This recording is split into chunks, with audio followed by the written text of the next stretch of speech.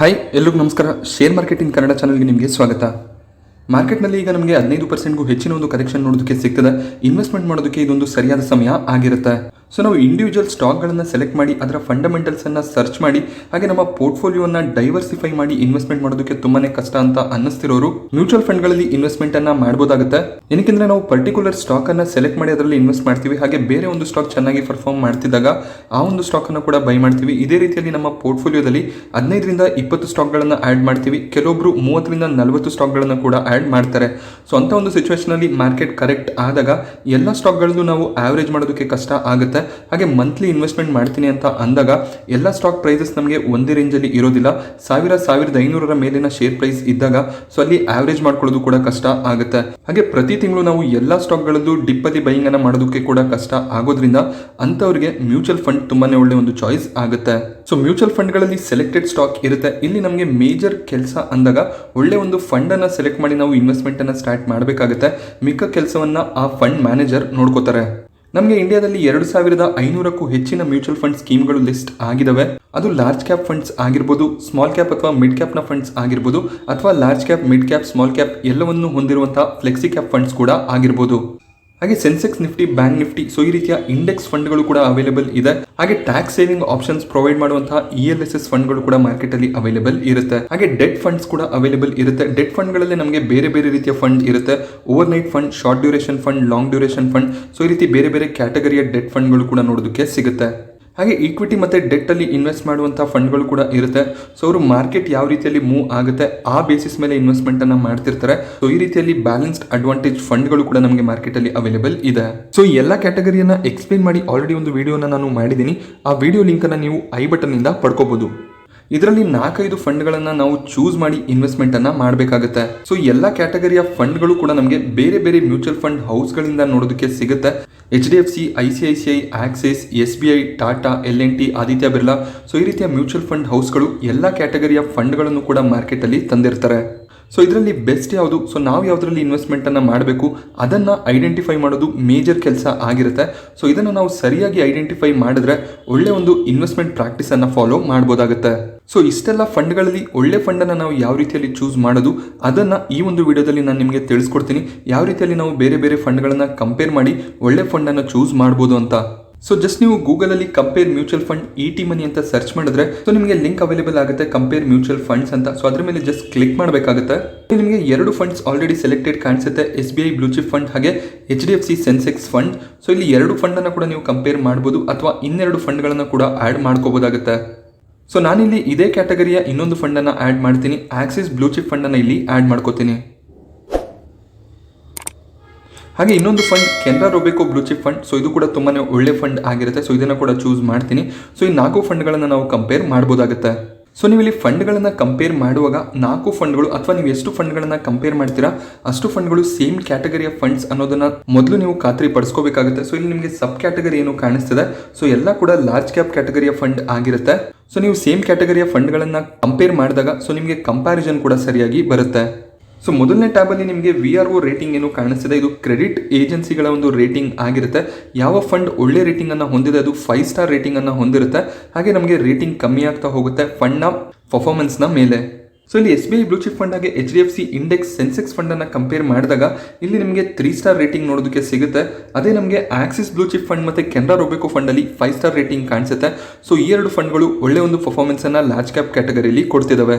ಹಾಗೆ ನಿಮಗೆ ET ಮನಿ rank ಕೂಡ ಇಲ್ಲಿ ನೋಡೋದಕ್ಕೆ ಸಿಗುತ್ತೆ. ET ಮನಿ ತಮ್ಮ ಒಂದು ರಿಸರ್ಚ್ ಅನ್ನ ಮಾಡಿ ಯಾವ ಫಂಡ್ ಚೆನ್ನಾಗಿ ಮಾಡ್ತಿರುತ್ತೆ ಅದಕ್ಕೆ ಹೈಯೆಸ್ಟ್ ರ್ಯಾಂಕ್ ಅನ್ನ ಕೊಟ್ಟಿರ್ತಾರೆ. ಇಲ್ಲಿ ಕೆನರಾ ರೋಬೆಕೋ ಫಂಡ್ ಅನ್ನ ನೋಡಬಹುದು. 24 ಲಾರ್ಜ್ ಕ್ಯಾಪ್ ಫಂಡ್ಗಳಲ್ಲಿ ಇದು ಮೊದಲನೇ ರ್ಯಾಂಕ್ ಅಲ್ಲಿ ಕಾಣಿಸುತ್ತೆ. ಆಕ್ಸಿಸ್ ಬ್ಲೂ ಚಿಪ್ ಫಂಡ್ ಇಲ್ಲಿ 8ನೇ ರ್ಯಾಂಕ್ ಅಲ್ಲಿ ಕಾಣಿಸ್ತಿದೆ.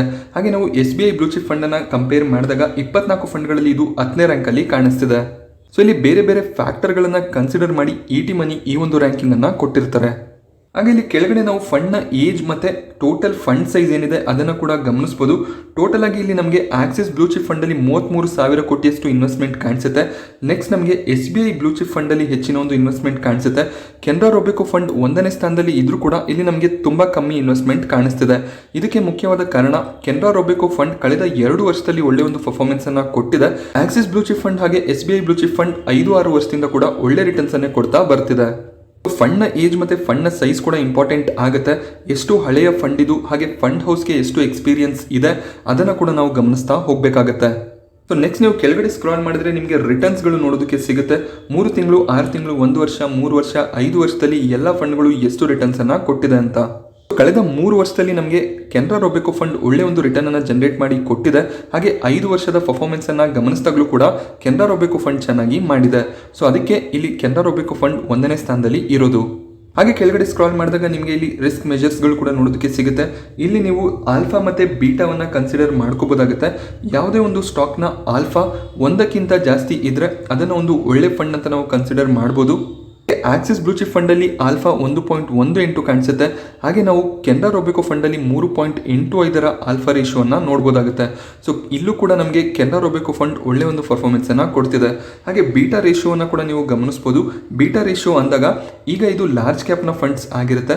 ಲಾರ್ಜ್ ಕ್ಯಾಪ್ ಕ್ಯಾಟಗರಿ ಯಾವ ರೀತಿಯಲ್ಲಿ ಪರ್ಫಾರ್ಮ್ ಮಾಡುತ್ತೆ ಅದರ ಬೇಸಿಸ್ ಮೇಲೆ ಎಷ್ಟು ವಾಲಟಾಲಿಟಿ ನಮಗೆ ಈ ಎಲ್ಲ ಫಂಡ್ಗಳಲ್ಲಿ ನೋಡೋದಕ್ಕೆ ಸಿಗ್ತದೆ ಅದನ್ನು ನಾವು ಬೀಟಾ ರೇಷಿಯೋ ಅಂತ ಕನ್ಸಿಡರ್ ಮಾಡ್ತೀವಿ. ಒಂದು ಎಕ್ಸಾಂಪಲ್ ಕೊಟ್ಟು ನಿಮಗೆ ಹೇಳಬೇಕು ಅಂದಾಗ ಸೆನ್ಸೆಕ್ಸ್ ಏನಾದರೂ ಈಗ 10% ಕರೆಕ್ಟ್ ಆದರೆ HDFC ಸೆನ್ಸೆಕ್ಸ್ ಫಂಡ್ ಕೂಡ 10% ಕರೆಕ್ಟ್ ಆಗುತ್ತೆ. ಹಾಗೆ SBI ಬ್ಲೂ ಚಿಪ್ ಫಂಡ್ ಕೂಡ ಅಷ್ಟೇ 10% ಕರೆಕ್ಟ್ ಆಗುತ್ತೆ. ಹಾಗೆ ನೀವು ಆಕ್ಸಿಸ್ ಬ್ಲೂ ಚಿಪ್ ಫಂಡ್ ಹಾಗೆ ಕೆನರಾ ರೋಬೆಕೋದಲ್ಲಿ ಕಂಪೇರ್ ಮಾಡಿದಾಗ ಅಕಸ್ಮಾತ್ ನಿಫ್ಟಿ ಸೆನ್ಸೆಕ್ಸ್ 10% ಕರೆಕ್ಟ್ ಆದರೆ ಈ ಎರಡು ಫಂಡ್ಗಳು 7ರಿಂದ 8% ಮಾತ್ರ ಕರೆಕ್ಟ್ ಆಗುತ್ತೆ. ಏನಕ್ಕೆಂದರೆ ಇವರು ಕೇವಲ ಲಾರ್ಜ್ ಕ್ಯಾಪಲ್ಲೇ 100% ಅಲೋಕೇಶನನ್ನು ಮಾಡಿರೋದಿಲ್ಲ, ಸ್ವಲ್ಪ ಡೆಪ್ಟಲ್ಲೂ ಕೂಡ ಕಾಣಿಸುತ್ತೆ. But majority of the investment ಏನಿದೆ 80ರಿಂದ 85% ಬ್ಲೂ ಚಿಪ್ ಸ್ಟಾಕ್ಗಳಲ್ಲಿ ಇರುತ್ತೆ. ಸೊ ಆ ಒಂದು ಕಾರಣದಿಂದ ಇಲ್ಲಿ ನಮಗೆ ಬೀಟಾ ರೇಷಿಯೋ ಸ್ವಲ್ಪ ಕಮ್ಮಿ ಕಾಣಿಸುತ್ತೆ. ನಿಮಗೆ ಆಲ್ಫಾ ರೇಷಿಯೋ 1ರ ಮೇಲಿದ್ರೆ ಅದೊಂದು ಒಳ್ಳೆ ಫಂಡ್ ಅಂತ ಕನ್ಸಿಡರ್ ಮಾಡ್ಕೋಬೋದು. ಹಾಗೆ ನಿಮಗೆ ಬೀಟಾ ರೇಷಿಯೋ 1ರ ಕೆಳಗಡೆ ಇರಬೇಕು. ಸೊ ಆ ರೀತಿ ಬೀಟಾ ರೇಷಿಯೋ 1ರ ಕೆಳಗಡೆ ಇದ್ದರೆ ಅದನ್ನು ನೀವು ಒಳ್ಳೆ ಫಂಡ್ ಅಂತ ಸೆಲೆಕ್ಟ್ ಮಾಡ್ಕೋಬೋದಾಗುತ್ತೆ. ಹಾಗೆ ಪ್ರತಿ ಮ್ಯೂಚುವಲ್ ಫಂಡ್ ಹೌಸ್ಗಳು ಯಾವ ಟಾಪ್ 3 ಸೆಕ್ಟರ್ಗಳಲ್ಲಿ ಹೆಚ್ಚಿನ ಒಂದು ಇನ್ವೆಸ್ಟ್ಮೆಂಟನ್ನು ಮಾಡಿದ್ದಾರೆ ಅದನ್ನು ನೀವಿಲ್ಲಿ ಗಮನಿಸ್ಬೋದಾಗುತ್ತೆ. ಹಾಗೆ ಈ ಇನ್ವೆಸ್ಟ್ಮೆಂಟ್ಸ್ ಏನಿದೆ ಅದು ಚೇಂಜ್ ಆಗ್ತಾನೆ ಇರುತ್ತೆ. ಯಾವ ಸೆಕ್ಟರ್ ಚೆನ್ನಾಗಿ ಪರ್ಫಾರ್ಮ್ ಮಾಡುತ್ತೆ ಆ ಸೆಕ್ಟರಲ್ಲಿ ಹೆಚ್ಚಿನ ಇನ್ವೆಸ್ಟ್ಮೆಂಟ್ಗಳು ಕಾಣಿಸುತ್ತೆ. ಸೊ ಇಲ್ಲಿ ನೀವು ಇಂಡೆಕ್ಸ್ ಫಂಡನ್ನು ಗಮನಿಸಿದಾಗ ಅಂದರೆ HDFC ಸೆನ್ಸೆಕ್ಸ್ ಫಂಡಲ್ಲಿ ಯಾವ ರೀತಿಯ ಸೆನ್ಸೆಕ್ಸ್ನ ವೇಟೇಜ್ ಇರುತ್ತೆ ಅದೇ ರೀತಿಯಲ್ಲಿ ಅವರು ಅಲೋಕೇಶನನ್ನು ಮಾಡಬೇಕಾಗುತ್ತೆ. ಆ ಒಂದು ಫಂಡ್ನಲ್ಲಿ ಹೆಚ್ಚಿನ ಒಂದು ಚೇಂಜಸ್ ನಮಗೆ ನೋಡೋದಕ್ಕೆ ಸಿಗೋದಿಲ್ಲ. ಇಲ್ಲಿ ನಮಗೆ ಫೈನಾನ್ಷಿಯಲಲ್ಲಿ 39% ಹಾಗೆ ಟೆಕ್ನಾಲಜಿಯಲ್ಲಿ 18% ಇನ್ವೆಸ್ಟ್ಮೆಂಟ್ ಕಾಣಿಸ್ತದೆ. ಸೊ ನೀವು ಬೇರೆ ಫಂಡ್ಗಳನ್ನು ಅಬ್ಸರ್ವ್ ಮಾಡ್ಬೋದು. ಟೆಕ್ನಾಲಜಿ ಅಂದರೆ IT ಕಂಪನಿಗಳಲ್ಲಿ ಅಷ್ಟೊಂದು ಹೆಚ್ಚಿನ ಇನ್ವೆಸ್ಟ್ಮೆಂಟ್ ಕಾಣಿಸ್ತಿಲ್ಲ. ಸೊ ಇಲ್ಲಿ ಯಾಕೆ ಇಷ್ಟೊಂದು ಇನ್ವೆಸ್ಟ್ಮೆಂಟ್ ಕಾಣಿಸ್ತಿದೆ ಅಂದರೆ 5 ಟಾಪ್ ಲಾರ್ಜ್ ಕ್ಯಾಪ್ನ ಕಂಪನಿಗಳು ಸೆನ್ಸೆಕ್ಸಲ್ಲಿ ಇದ್ದಾವೆ. ಆ ಒಂದು ಕಾರಣದಿಂದ HDFC ಸೆನ್ಸೆಕ್ಸ್ ಫಂಡ್ ಸೆನ್ಸೆಕ್ಸ್ನ ವೇಟೇಜ್ IT ಸೆಕ್ಟರ್ನಲ್ಲಿ ಯಾವ ರೀತಿಯಲ್ಲಿ ಇದೆ ಅದೇ ರೀತಿಯಲ್ಲಿ ತಮ್ಮ ಇನ್ವೆಸ್ಟ್ಮೆಂಟನ್ನು ಕೂಡ ಪ್ಲಾನ್ ಮಾಡ್ಕೋಬೇಕಾಗುತ್ತೆ. ಎಲ್ಲ ಫಂಡ್ಗಳ ಟಾಪ್ 5 ಹೋಲ್ಡಿಂಗ್ಗಳು ಕೂಡ ನಮಗೆ ನೋಡೋದಕ್ಕೆ ಸಿಗುತ್ತೆ. ಯಾವ ಸ್ಟಾಕಲ್ಲಿ ಅವರು ಹೆಚ್ಚಿನ ಒಂದು ಇನ್ವೆಸ್ಟ್ಮೆಂಟನ್ನು ಮಾಡಿದ್ದಾರೆ ಅದನ್ನು ಕೂಡ ನಾವಿಲ್ಲಿ ಕಂಪೇರ್ ಮಾಡ್ಬೋದಾಗುತ್ತೆ. ಇಲ್ಲಿ HDFC ಸೆನ್ಸೆಕ್ಸ್ ಫಂಡನ್ನು ನೀವು ಅಬ್ಸರ್ವ್ ಮಾಡ್ಬೋದು. ರಿಲಯನ್ಸ್ನ ವೇಟೇಜ್ ಸೆನ್ಸೆಕ್ಸ್ನಲ್ಲಿ 14.41% ಇದೆ. ಸೊ ಅಷ್ಟೇ ಅಲೋಕೇಶನನ್ನು ಇಂಡೆಕ್ಸ್ ಫಂಡ್ಗಳು ಕೂಡ ಮಾಡಬೇಕಾಗುತ್ತೆ. ಹಾಗೆ HDFC ಬ್ಯಾಂಕ್ನ ವೇಟೇಜ್ ಸೆನ್ಸೆಕ್ಸಲ್ಲಿ ನಮಗೆ 9.64% ಕಾಣಿಸುತ್ತೆ. ಅಷ್ಟೇ ಒಂದು ಅಲೋಕೇಶನ್ ಈ ಒಂದು ಫಂಡ್ ಹೌಸಿಂದ ಕೂಡ ನೋಡೋದಕ್ಕೆ ಸಿಗ್ತದೆ. ಸೊ ಈ ರೀತಿಯಲ್ಲಿ ಯಾವ ಸ್ಟಾಕ್ನ ವೇಟೇಜ್ ಎಷ್ಟಿರುತ್ತೆ ಅಷ್ಟೇ ಒಂದು ಅಲೋಕೇಶನ್ ಇಂಡೆಕ್ಸ್ ಫಂಡ್ಗಳಿಂದ ಕೂಡ ನಮಗೆ ನೋಡೋದಕ್ಕೆ ಸಿಗುತ್ತೆ. ಅದಕ್ಕೆ ನಾವು ಇದನ್ನು ಪ್ಯಾಸಿವ್ ಫಂಡ್ಸ್ ಅಂತ ಕೂಡ ಕರಿತೀವಿ. ಹಾಗೆ ಬೇರೆ ಎಲ್ಲ ಫಂಡ್ಸ್ ಏನಿದಾವೆ ಸೊ ಈ 3 ಫಂಡ್ಗಳು ಸೊ ಇದು ಆಕ್ಟಿವ್ ಫಂಡ್ಸ್ ಆಗಿರುತ್ತೆ. ಸೊ ಇಲ್ಲಿ ಫಂಡ್ ಮ್ಯಾನೇಜರ್ಸ್ಗಳಿಗೆ ಒಂದು ಫ್ರೀಡಮ್ ಇರುತ್ತೆ. ಅವರು ಯಾವುದೇ ಒಂದು ಸ್ಟಾಕನ್ನು ಅಂದರೆ ಆ ಕ್ಯಾಟಗರಿಯ ಸ್ಟಾಕನ್ನು ಸೆಲೆಕ್ಟ್ ಮಾಡಿ ಅದರಲ್ಲಿ ಹೆಚ್ಚಿನ ಇನ್ವೆಸ್ಟ್ಮೆಂಟನ್ನು ಮಾಡ್ಬೋದು. ಸೊ ಇಲ್ಲಿ ನೀವು ಗಮನಿಸ್ಬೋದು ICICI ಬ್ಯಾಂಕಲ್ಲಿ ಆಕ್ಸಿಸ್ ಬ್ಲೂ ಚಿಪ್ ಫಂಡ್ ಹಾಗೆ ಕೆನರಾ ರೋಬೆಕೋ ಫಂಡ್ ಹೆಚ್ಚಿನ ಒಂದು ಇನ್ವೆಸ್ಟ್ಮೆಂಟನ್ನು ಮಾಡಿದ್ದಾರೆ. ಸೊ ಇಲ್ಲಿ ಫಂಡ್ ಮ್ಯಾನೇಜರ್ಸ್ ಮೇಲೆ ಡಿಪೆಂಡ್ ಆಗುತ್ತೆ ಅವರು ಯಾವ ಒಂದು ಸ್ಟಾಕಲ್ಲಿ ಬುಲಿಶ್ ಇದ್ದಾರೆ ಅಂತ. ಸೊ ಇಲ್ಲಿ ನಿಮಗೆ PE ರೇಷಿಯೋ, PB ರೇಷಿಯೋ ಈ ರೀತಿಯ ಮೆಜರ್ಸ್ಗಳು ಕೂಡ ನೋಡೋದಕ್ಕೆ ಸಿಗುತ್ತೆ. ಸೊ ಇದು ಆ ಓವರ್ ಆಲ್ ಫಂಡಲ್ಲಿ ಎಷ್ಟು ಸ್ಟಾಕ್ ಇದೆ ಅದರ ಒಂದು ಆವ್ರೇಜ್ ಆಗಿರುತ್ತೆ. ಅದರ ಬಗ್ಗೆ ನಾವು ಹೆಚ್ಚಾಗಿ ತಲೆ ಕೆಡಿಸ್ಕೊಳ್ಳುವಂಥ ಅವಶ್ಯಕತೆ ಇರೋದಿಲ್ಲ. ಏನಕ್ಕೆಂದರೆ ಇದು ಕಾನ್ಸ್ಟೆಂಟ್ ಆಗಿ ಚೇಂಜ್ ಆಗ್ತಿರುತ್ತೆ. ಫಂಡ್ ಮ್ಯಾನೇಜರ್ಗಳು ಯಾವ ರೀತಿ ಅಲೋಕೇಶನನ್ನು ಮಾಡ್ತಾರೆ ಅದರ ಬೇಸಿಸ್ ಮೇಲೆ PE, PB ಎಲ್ಲ ಡಿಸೈಡ್ ಆಗುತ್ತೆ. ನೆಕ್ಸ್ಟ್ ಮೇಜರ್ ಆಗಿ ಗಮನಿಸಬೇಕಾಗಿರೋದು ಎಕ್ಸ್ಪೆನ್ಸ್ ರೇಷಿಯೋ ಮತ್ತು ಎಕ್ಸಿಟ್ ಲೋಡ್. ಸೊ ನೀವು ಯಾವುದೇ ಒಂದು ಮ್ಯೂಚುವಲ್ ಫಂಡಲ್ಲಿ ಇನ್ವೆಸ್ಟ್ಮೆಂಟನ್ನು ಮಾಡಿದಾಗ ಆ ಒಂದು ಫಂಡನ್ನು ಮ್ಯಾನೇಜ್ ಮಾಡೋದಕ್ಕೆ ಫಂಡ್ ಮ್ಯಾನೇಜರ್ಸ್ಗೆ ನಾವು ಸ್ವಲ್ಪ ಫೀಸನ್ನು ಕೊಡಬೇಕಾಗುತ್ತೆ. ಅದನ್ನು ನಾವು ಎಕ್ಸ್ಪೆನ್ಸ್ ರೇಷಿಯೋ ಅಂತ ಕರಿತೀವಿ. ಸೊ ಇಲ್ಲಿ ಪ್ರತಿ ಫಂಡ್ ತನ್ನದೇ ಆದ ಒಂದು ಚಾರ್ಜಸನ್ನು ಮಾಡುತ್ತೆ. ಕೆನರಾ ರೋಬೆಕೋ ಫಂಡಲ್ಲಿ ನಮಗೆ ಅತಿ ಕಮ್ಮಿ ಎಕ್ಸ್ಪೆನ್ಸ್ ರೇಷಿಯೋ ಕಾಣಿಸುತ್ತೆ. ಸೊ ನೀವು HDFC ಸೆನ್ಸೆಕ್ಸ್ ಫಂಡಲ್ಲಿ ಕಮ್ಮಿ ಎಕ್ಸ್ಪೆನ್ಸ್ ರೇಷಿಯೋ ಇದೆ ಅಂತ ಹೇಳ್ಬೋದು. ಫಂಡ್ ಮ್ಯಾನೇಜರ್ಗೆ ಹೆಚ್ಚಿನ ಒಂದು ಕೆಲಸ ಇರೋದಿಲ್ಲ, ಅವರೇನು ಹೆಚ್ಚಾಗಿ ಮ್ಯಾನೇಜ್ ಕೂಡ ಮಾಡಬೇಕಾಗಿ ಇರೋದಿಲ್ಲ. ಸೆನ್ಸೆಕ್ಸಲ್ಲಿ ಯಾವ ರೀತಿಯ ವೇಟೇಜ್ ಇದೆ ಅದರ ಪ್ರಕಾರ ಅಲೋಕೇಶನ್ ಮಾಡ್ಕೊಂಡು ಹೋದರೆ ಆಯಿತು. ಬಟ್ ಇಲ್ಲಿ ಬೇರೆ ಫಂಡ್ ಮ್ಯಾನೇಜರ್ಗಳು ಹೆಚ್ಚಿನ ಒಂದು ರಿಸರ್ಚನ್ನು ಮಾಡಬೇಕಾಗುತ್ತೆ, ಹಾಗೆ ಅಲೋಕೇಶನನ್ನು ಕೂಡ ಮಾಡ್ತಿರ್ಬೇಕಾಗತ್ತೆ. ಯಾವುದೇ ಒಂದು ಪರ್ಟಿಕ್ಯುಲರ್ ಫಂಡ್ನ ಮೇಲೆ ನೀವು ಕ್ಲಿಕ್ ಮಾಡಿದ್ರೆ ಆ ಫಂಡ್ನ ಕಂಪ್ಲೀಟ್ ಡೀಟೇಲ್ಸ್ ನಿಮಗೆ ನೋಡೋದಕ್ಕೆ ಸಿಗುತ್ತೆ. ಅದರ NAV ಏನಿದೆ, ಹಾಗೆ ಅದರ ಪರ್ಫಾರ್ಮೆನ್ಸ್ ಏನಿದೆ ಎಲ್ಲವನ್ನ ಕೂಡ ನೀವು ಗಮನಿಸಬಹುದಾಗುತ್ತೆ. ಸೊ ನಿಮಗೆ ಎಕ್ಸ್ಪೆನ್ಸ್ ರೇಷಿಯೋಸ್ ಏನಿದೆ ನಿಮ್ಮ ಬ್ಯಾಲೆನ್ಸ್ನಿಂದ ಕಟ್ ಆಗೋದಿಲ್ಲ. NAV ಏನು ನಿಮಗೆ ಕಾಣಿಸ್ತಿದೆ ಇದು ಪ್ರತಿದಿನ ಅಡ್ಜಸ್ಟ್ ಆಗ್ತಿರುತ್ತೆ. ಅಂದರೆ ಎಕ್ಸ್ಪೆನ್ಸ್ ರೇಷಿಯೋ ಕಟ್ ಆಗಿ NAV ಡಿಸೈಡ್ ಆಗುತ್ತೆ. ಸೊ ನೀವು ಎಕ್ಸ್ಟ್ರಾ ಏನು ಪೇಮೆಂಟನ್ನು ಮ್ಯೂಚುವಲ್ ಫಂಡ್ ಹೌಸ್ಗಳಿಗೆ ಮಾಡಬೇಕು ಅಂತ ಇಲ್ಲ, ಆ ಒಂದು NAVಯಲ್ಲಿ ಅವರು ತಮ್ಮ ಫೀಸನ್ನು ಕಟ್ ಮಾಡ್ಕೋತಾರೆ. ಸೊ ಈ NAV ಏನಿದೆ ಒಂದು ಯೂನಿಟನ್ನು ಪರ್ಚೇಸ್ ಮಾಡೋದಕ್ಕೆ ನೀವು ಕೊಡ್ತಿರುವಂಥ ಪ್ರೈಸ್ ಆಗಿರುತ್ತೆ. ನೀವು ಇಲ್ಲಿ 42 ರೂಪಾಯಿ ಇನ್ವೆಸ್ಟ್ಮೆಂಟ್ ಮಾಡಿದ್ರೆ ಒಂದು unit Axis blue chip fund ನಿಮಗೆ ಸಿಗುತ್ತೆ. ಹಾಗೆ ET ಮನಿ ರ್ಯಾಂಕನ್ನು ಕೂಡ ನೀವು ಗಮನಿಸ್ಬೋದು. ಸೊ ಪ್ರತಿಯೊಂದು ಫಂಡ್ಗೂ ಕೂಡ ರ್ಯಾಂಕಿಂಗ್ ಇರುತ್ತೆ. ಹಾಗೆ ಈ ಫಂಡ್ ಯಾವ ರೀತಿಯಲ್ಲಿ ಪರ್ಫಾರ್ಮ್ ಮಾಡಿದೆ, ಸೊ ಕೋವಿಡ್ ಟೈಮಲ್ಲಿ ಸ್ವಲ್ಪ ಕರೆಕ್ಷನ್ ಇತ್ತು, ಅದಾದಮೇಲೆ ಒಳ್ಳೆ ಒಂದು ಮಲ್ಟಿಬ್ಯಾಗರ್ ರಿಟರ್ನ್ಸನ್ನು ಇದು ಜನರೇಟ್ ಮಾಡಿ ಕೊಟ್ಟಿದೆ. ಹಾಗೆ ಕಂಪ್ಲೀಟ್ ಡೀಟೇಲ್ಸನ್ನು ಕೂಡ ನೀವು ನೋಡ್ಬೋದು. AUM ಸೈಜ್ ಏನಿದೆ ಸೊ ಎಲ್ಲ ಕೂಡ ನಮಗೆ ಗೊತ್ತಾಗುತ್ತೆ. ಹಾಗೆ ಇಲ್ಲಿ ಕೆಳಗಡೆ ಈ ಫಂಡ್ ಯಾವ ರೀತಿಯಲ್ಲಿ ಪರ್ಫಾರ್ಮ್ ಮಾಡಿದೆ, ಈ ಕ್ಯಾಟಗರಿಯ ಫಂಡ್ಗಳು ಯಾವ ರೀತಿಯಲ್ಲಿ ಪರ್ಫಾರ್ಮ್ ಮಾಡಿದೆ, ಹಾಗೆ ನೀವು ಬ್ಯಾಂಕಲ್ಲಿ FD ಇಟ್ಟಿದ್ರೆ ನಿಮ್ಮ ಇನ್ವೆಸ್ಟ್ಮೆಂಟ್ ಎಷ್ಟಾಗಿರೋದು, ಸೊ ಎಲ್ಲ ಡೀಟೇಲ್ಸ್ ಕೂಡ ಸಿಗುತ್ತೆ.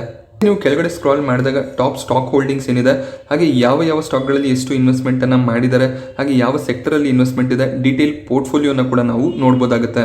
ಡೀಟೇಲ್ ಪೋರ್ಟ್ಫೋಲಿಯೋದಲ್ಲಿ ಯಾವ್ಯಾವ ಸೆಕ್ಟರಲ್ಲಿ ಎಷ್ಟು ಇನ್ವೆಸ್ಟ್ಮೆಂಟ್ ಇದೆ ಅದೆಲ್ಲವನ್ನು ಕೂಡ ನಾವು ಗಮನಿಸಬಹುದಾಗುತ್ತೆ. ಪ್ರತಿ ಕ್ವಾರ್ಟರ್ನಲ್ಲಿ ಎಷ್ಟೆಷ್ಟು ಇನ್ವೆಸ್ಟ್ಮೆಂಟ್ಸ್ ಚೇಂಜ್ ಆಗ್ತಿದೆ ಎಲ್ಲ ಡೀಟೇಲ್ಸ್ ಕೂಡ ಇಲ್ಲಿ ಅವೈಲೇಬಲ್ ಇದೆ. ಹಾಗೆ ಮ್ಯೂಚುವಲ್ ಫಂಡ್ಗಳು ಯಾವ ಸ್ಟಾಕಲ್ಲಿ ಹೆಚ್ಚಿನ ಬೈಯಿಂಗನ್ನು ಮಾಡಿದ್ದಾರೆ, ಎಲ್ಲಿ ಅವರು ಸೆಲ್ಲಿಂಗನ್ನು ಮಾಡಿದ್ದಾರೆ, ಎಲ್ಲ ಡೀಟೇಲ್ಸ್ ಕೂಡ ಇಲ್ಲಿ ನಿಮಗೆ ಅವೈಲೇಬಲ್ ಇರುತ್ತೆ. ಕೆಳಗಡೆ ಸ್ಕ್ರಾಲ್ ಮಾಡಿದ್ರೆ ಪ್ರತಿಯೊಂದು ಸ್ಟಾಕ್ನ ಡೀಟೇಲ್ಸ್ ಕೂಡ ಸಿಗುತ್ತೆ. ಯಾವ ಸ್ಟಾಕಲ್ಲಿ ಈ ಫಂಡ್ ಇನ್ವೆಸ್ಟ್ಮೆಂಟ್ ಅನ್ನು ಮಾಡಿದ್ದಾರೆ, ಎಷ್ಟು ಅಲೋಕೇಶನ್ ಇದೆ, ಸೊ ಎಲ್ಲ ಡೀಟೇಲ್ಸ್ ಕೂಡ ಇಲ್ಲಿ ಅವೈಲೇಬಲ್ ಇದೆ. ಸೊ ಎಲ್ಲ ಕೂಡ ಬ್ಲೂ ಚಿಪ್ ಸ್ಟಾಕ್ಸ್ ಆಗಿರುತ್ತೆ. ಹಾಗೆ ಕೆಳಗಡೆ ಸ್ಕ್ರಾಲ್ ಮಾಡಿದ್ರೆ ಈ ಸೆಕ್ಟರ್ನ ಬೇರೆ ಫಂಡ್ಗಳೇನಿದೆ ಅದು ಕೂಡ ನಮಗೆ ನೋಡೋದಕ್ಕೆ ಸಿಗುತ್ತೆ. ಅದರ ರ್ಯಾಂಕಿಂಗ್ ಸೊ ಎಲ್ಲ ಕೂಡ ಅವೈಲೇಬಲ್ ಇದೆ. ಸೊ ಎಲ್ಲ ಡೀಟೇಲ್ಸ್ ಕೂಡ ನಿಮಗೆ ಒಂದೇ ಪ್ಲಾಟ್ಫಾರ್ಮಲ್ಲಿ ಅವೈಲೇಬಲ್ ಆಗುತ್ತೆ. ಸೊ ಇಲ್ಲಿ ನೀವು ಯಾವುದೇ ರೀತಿಯ ಪ್ಲಾನ್ಸ್ಗಳನ್ನು ಬೈ ಮಾಡುವಂಥ ಅವಶ್ಯಕತೆ ಕೂಡ ಇಲ್ಲ. ಜಸ್ಟ್ ಗೂಗಲ್ ಮಾಡಿ ಫ್ರೀಯಾಗಿ ಎಲ್ಲ ಇನ್ಫಾರ್ಮೇಷನ್ ನೀವು ಪಡ್ಕೋಬೋದಾಗುತ್ತೆ. ಬಟ್ ಇಲ್ಲಿ ನೀವು ಸೈನ್ ಇನ್ ಮಾಡ್ಕೋಬೇಕಾಗುತ್ತೆ. ಜಸ್ಟ್ ನಿಮ್ಮ ಇಮೇಲ್ ಡೀಟೇಲ್ಸನ್ನು ಕೊಟ್ಟು ನೀವು ಸೈನ್ ಇನ್ ಮಾಡಿಕೊಂಡು ಎಲ್ಲ ಡೀಟೇಲ್ಸ್ಗಳನ್ನು ಪಡ್ಕೋಬೋದು. ಹಾಗೆ ಪ್ರತಿ ಕ್ಯಾಟಗರಿಯ ಫಂಡ್ಗಳನ್ನು ಕೂಡ ನೀವು ಕಂಪೇರ್ ಮಾಡ್ಬೋದಾಗುತ್ತೆ. ಸೊ ನಾನು ಹೀಗೆ ಬ್ಲೂ ಚಿಪ್ ಫಂಡ್ಗಳನ್ನು ಕಂಪೇರ್ ಮಾಡಿದೆ, ಅದೇ ರೀತಿಯಲ್ಲಿ ಸ್ಮಾಲ್ ಕ್ಯಾಪನ್ನು ಕೂಡ ಕಂಪೇರ್ ಮಾಡ್ಬೋದು. ಇಲ್ಲಿ Axis small cap fund, SBI small cap ಫಂಡನ್ನು ಕೂಡ ನಾನು ಆ್ಯಡ್ ಮಾಡ್ತೀನಿ. ಅದೇ ರೀತಿಯಲ್ಲಿ HDFCನ ಸ್ಮಾಲ್ ಕ್ಯಾಪ್ ಫಂಡ್ ಕೂಡ ಇದೆ. ಸೊ ಅದನ್ನು ಕೂಡ ನಾವು ಕಂಪೇರಿಷನ್ ಲಿಸ್ಟ್ಗೆ ಆ್ಯಡ್ ಮಾಡ್ಕೋಬೋದು. ಕೊನೆಯದಾಗಿ ಆದಿತ್ಯ ಬಿರ್ಲಾ ಸನ್ ಲೈಫ್ ಸ್ಮಾಲ್ ಕ್ಯಾಪ್ ಫಂಡನ್ನು ಕೂಡ ಆ್ಯಡ್ ಮಾಡ್ತೀನಿ. ಸೊ ಇಲ್ಲಿ 1 ಸ್ಟಾರ್ ರೇಟಿಂಗ್ ಇದೆ. ಸೊ ಇದನ್ನು ಅವಾಯ್ಡ್ ಮಾಡೋದು ಒಳ್ಳೆಯದು. ಸೊ ಈ ರೀತಿಯಲ್ಲಿ ನಾವು ಬೇರೆ ಸ್ಮಾಲ್ ಕ್ಯಾಪ್ ಫಂಡ್ಗಳನ್ನು ಆ್ಯಡ್ ಮಾಡಿಕೊಂಡು ಅದನ್ನು ಕೂಡ ಕಂಪೇರ್ ಮಾಡ್ಬೋದಾಗುತ್ತೆ. ಕೆಳಗಡೆ ಸ್ಕ್ರಾಲ್ ಮಾಡಿದ್ರೆ ಕಂಪ್ಲೀಟ್ ಡೀಟೇಲ್ ಅವೈಲೇಬಲ್ ಇರುತ್ತೆ. ಸೊ ನಾನು ಹೇಗೆ ಮುಂಚೆ ಒಂದು ಕಂಪ್ಯಾರಿಸನ್ನ ಮಾಡಿದೆ ಅದೇ ರೀತಿಯ ಕಂಪ್ಯಾರಿಸನನ್ನು ಎಲ್ಲ ಕ್ಯಾಟಗರಿಯಲ್ಲಿ ನೀವೇ ಮಾಡ್ಬೋದಾಗುತ್ತೆ. So next important factor exit load. So exit ಲೋಡನ್ನು ನೀವು ಯಾವುದೇ ಫಂಡಲ್ಲಿ ಇನ್ವೆಸ್ಟ್ ಮಾಡಿದಾಗ ಅಬ್ಸರ್ವ್ ಮಾಡಬೇಕಾಗುತ್ತೆ. ಸೊ ಪ್ರತಿಯೊಂದು ಫಂಡ್ ಕೂಡ ತಮ್ಮದೇ ಆದ ಒಂದು ಎಕ್ಸಿಟ್ ಲೋಡನ್ನು ಸೆಟ್ ಮಾಡಿರ್ತಾರೆ. ಇಲ್ಲಿ ಮ್ಯಾಕ್ಸಿಮಮ್ ಆಗಿ 1 ವರ್ಷದ ಮುಂಚೆ ನೀವು ಯೂನಿಟ್ಗಳನ್ನು ಸೆಲ್ ಮಾಡಿದ್ರೆ 1% ಎಕ್ಸಿಟ್ ಲೋಡನ್ನು ಪೇ ಮಾಡಬೇಕಾಗುತ್ತೆ. ಪರಾಗ್ ಪಾರಿಕ್ ಫ್ಲೆಕ್ಸಿ ಕ್ಯಾಪ್ ಫಂಡಲ್ಲಿ ಇದು 2% ಇದೆ. ಹಾಗೆ 2 ವರ್ಷದ ಮುಂಚೆ ನೀವು ಸೆಲ್ಲಿಂಗನ್ನು ಮಾಡಿದ್ರೆ ಅಲ್ಲಿ ನೀವು 2% ಎಕ್ಸಿಟ್ ಲೋಡನ್ನು ಪೇ ಮಾಡಬೇಕಾಗುತ್ತೆ. ಅಂದರೆ ನೀವೇನು ಅಮೌಂಟನ್ನು ವಿಡ್ರಾ ಮಾಡ್ಕೋತೀರಾ ಅದರಲ್ಲೇ ಅವರು ಎಕ್ಸಿಟ್ ಲೋಡನ್ನು ಕಟ್ ಮಾಡ್ಕೋತಾರೆ. ಸೊ ಇಲ್ಲಿ 1 ಲಕ್ಷದ ಇನ್ವೆಸ್ಟ್ಮೆಂಟನ್ನು ನೀವು ಫಂಡಲ್ಲಿ ಮಾಡಿದ್ರೆ 1% ಎಕ್ಸಿಟ್ ಲೋಡ್ ಇದ್ದಾಗ ಅಲ್ಲಿ ನೀವು 1,000 ಫೈನ್ ರೀತಿಯಲ್ಲಿ ಎಕ್ಸಿಟ್ ಲೋಡನ್ನು ಪೇ ಮಾಡಬೇಕಾಗುತ್ತೆ ಅರ್ಲಿ ವಿಡ್ರಾವಲನ್ನು ಮಾಡಿಕೊಂಡಾಗ. ಹಾಗೆ ನಿಮಗೆ ನೋ ಲಾಕಿನ್ ಏನು ಕಾಣಿಸಿದೆ, ಕೇವಲ ELSS ಫಂಡ್ಗಳಲ್ಲಿ ಮಾತ್ರ ಲಾಕಿನ್ ಕಾಣಿಸುತ್ತೆ. ಬೇರೆ ಎಲ್ಲ ಫಂಡ್ಗಳನ್ನು ನೀವು ಇವತ್ತು ಬೈ ಮಾಡಿ ನಾಳೆ ಕೂಡ ಸೆಲ್ ಮಾಡ್ಬೋದು. ಬಟ್ ಆ ರೀತಿ ಮಾಡಿದಾಗ ಎಕ್ಸಿಟ್ ಲೋಡನ್ನು ಪೇ ಮಾಡಬೇಕಾಗುತ್ತೆ. ಇಲ್ಲಿ ನಿಮಗೆ ಮಿನಿಮಮ್ ಎಷ್ಟು ಇನ್ವೆಸ್ಟ್ಮೆಂಟ್ ಮಾಡಬೇಕು ಅದರ ಡೀಟೇಲ್ಸ್ ಕೂಡ ಅವೈಲೇಬಲ್ ಇರುತ್ತೆ. ಲಂಸಮ್ ಮಾಡಿದಾಗ ನೀವು 5,000ವರೆಗೂ ಇನ್ವೆಸ್ಟ್ಮೆಂಟನ್ನು ಮಾಡಬೇಕಾಗುತ್ತೆ. ಅದೇ SIP ಮಾಡಿದಾಗ 500 ರೂಪಾಯಿಂದ ಕೂಡ ನೀವು ಸ್ಟಾರ್ಟ್ ಮಾಡ್ಕೋಬೋದು. ಇಲ್ಲಿ ನಿಮಗೆ ಫಂಡ್ ಮ್ಯಾನೇಜರ್ ಡೀಟೇಲ್ ಕೂಡ ಇರುತ್ತೆ. ಸೊ ಅವರ ಬಗ್ಗೆ ಕೂಡ ನೀವು ರಿಸರ್ಚ್ ಅನ್ನ ಮಾಡಬಹುದು. ಸೊ ನೀವು ಮ್ಯೂಚುವಲ್ ಫಂಡ್ ಅಥವಾ ಸ್ಟಾಕ್ ಮಾರ್ಕೆಟ್ ಅಲ್ಲಿ ಇನ್ವೆಸ್ಟ್ಮೆಂಟ್ ಅನ್ನ ಮಾಡಿದಾಗ ಲಾಂಗ್ ಟರ್ಮ್ ಪರ್ಸ್ಪೆಕ್ಟಿವ್ ಅನ್ನ ಇಟ್ಕೊಂಡು ಇನ್ವೆಸ್ಟ್ಮೆಂಟ್ ಮಾಡೋದು ಒಳ್ಳೆಯದು. ಸೊ ಈಗೇನು ಮಾರ್ಕೆಟ್ ಅಲ್ಲಿ ಕರೆಕ್ಷನ್ ಕಾಣಿಸ್ತಿದೆ ಆ ರೀತಿಯ ಕರೆಕ್ಷನ್ ಬಂದ್ರೆ ಸೊ ನಿಮಗೆ ಎಮರ್ಜೆನ್ಸಿಗೆ ದುಡ್ಡು ಬೇಕು ಅಂತ ಅಂದಾಗ ನೀವು ಲಾಸ್ಗಳಲ್ಲಿ ಶೇರ್ಗಳನ್ನು ಅಥವಾ ಮ್ಯೂಚುವಲ್ ಫಂಡ್ ಯೂನಿಟ್ಗಳನ್ನು ಸೆಲ್ ಮಾಡಿ ನಿಮ್ಮ ದುಡ್ಡನ್ನು ಆಚೆ ತೆಗಿಬೇಕಾಗುತ್ತೆ. ಸೊ ಆ ರೀತಿಯ ರಿಸ್ಕನ್ನು ತಗೊಳ್ಳೋ ಬದಲು ಎಮರ್ಜೆನ್ಸಿ ಫಂಡ್ಸ್ ಇದ್ದರೆ ಅದನ್ನು ಬ್ಯಾಂಕಲ್ಲಿ ಇಟ್ಕೊಳ್ಳೋದು ಒಳ್ಳೆಯದು. ಸೊ 3 ರಿಂದ 5 ವರ್ಷಕ್ಕೆ ನಿಮಗೆ ಆ ದುಡ್ಡಿನ ಅವಶ್ಯಕತೆ ಇಲ್ಲ ಅಂತ ಅಂದರೆ ಮಾತ್ರ ಅದನ್ನು ಮ್ಯೂಚುವಲ್ ಫಂಡ್ಗಳಲ್ಲಿ ಅಥವಾ ಸ್ಟಾಕ್ಗಳಲ್ಲಿ ಇನ್ವೆಸ್ಟ್ ಮಾಡೋದು ಒಳ್ಳೆಯದು. ಸೊ ಇವತ್ತಿನ ಈ ವಿಡಿಯೋ ನಿಮಗೆ ಇಷ್ಟ ಆಗುತ್ತೆ ಅಂತ ಅನ್ಕೋತೀನಿ. ಇಷ್ಟ ಆದರೆ ವಿಡಿಯೋನ ಲೈಕ್ ಮಾಡೋದು ಮರಿಬೇಡಿ. Thank you friends.